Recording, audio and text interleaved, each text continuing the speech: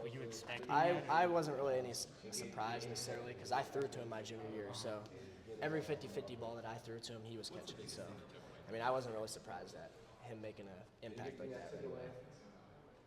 No disrespect to the Northwest Iowa scene, but catching 50-50 balls over the Northwest Iowa high school football Oh, yeah. is a little different than It's definitely a little different.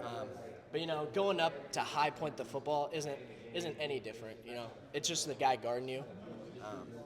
But he's definitely got an athletic ability like most people don't have. So. What is it like seeing what Cooper DeJean did with Super Bowl this past year? What does that give you guys? I don't know, like a feeling like you can attain that type Yeah, of just level? watching the work that he put in here. You kind of know what it takes to be a high-level player and athlete like he was. So just kind of trying to imitate the work that he put in for all of us will help. As a secondary, do you feel like you left some stuff out there, I guess, and you can maybe correct that this year? Yeah, I mean, I would say every single year there's something that you need to correct. But there was a few games where we had lapses that we maybe shouldn't have. Just trying to fix that this spring so it doesn't happen, get all on the same page right now. So it'll help us be on the same page in the fall next year.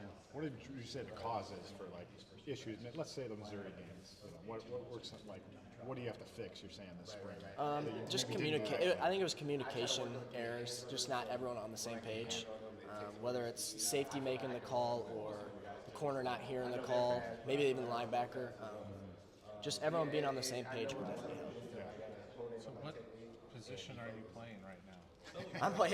I'm playing free, strong, and cash right now. Just trying to see what the best is for the team, and Coach Barker's trying to do right now.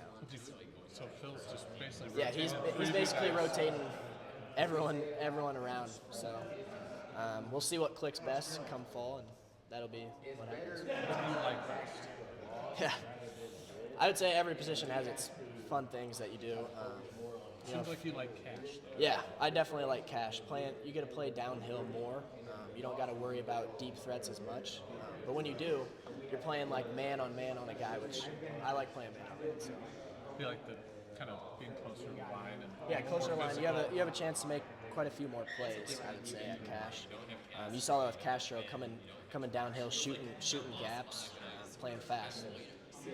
Are you bigger than Stringer, or is he bigger? He weighs, I think, like 5 more pounds than me. Yeah. I think I've gotten a little bit stronger this off season than I was last year, so I think that'll help me this year too. What's the key to being a good cash? The key to being a good cash? Yeah, I think he asked that question too. Did you ask Following like behind Castro, just learning what he did. You definitely can become a good cash because he was a good cash. Dane Belton. You know, we have the last like 20-some years of playing like the same defense. Just learning from the past 20 years what guys were successful doing is the key to being a good cash.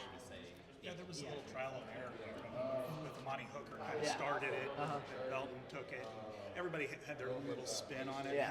How can you do that? Because they're all. I mean, Castro was probably a bigger hitter than they were. Everyone's like a different player. You know, you got to know what your weaknesses and what your strengths are, and play to those strengths, and try to get away from those weaknesses.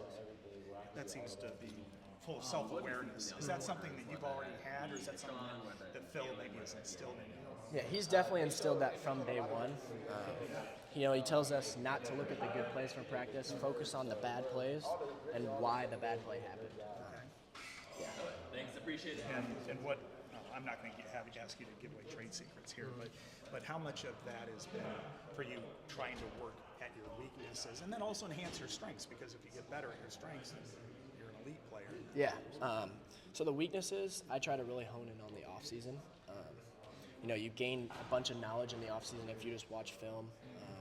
You know, doing footwork every single day, doing drills that you don't do during the season. I think you can really but get away from your weaknesses and turn them into strengths. Okay.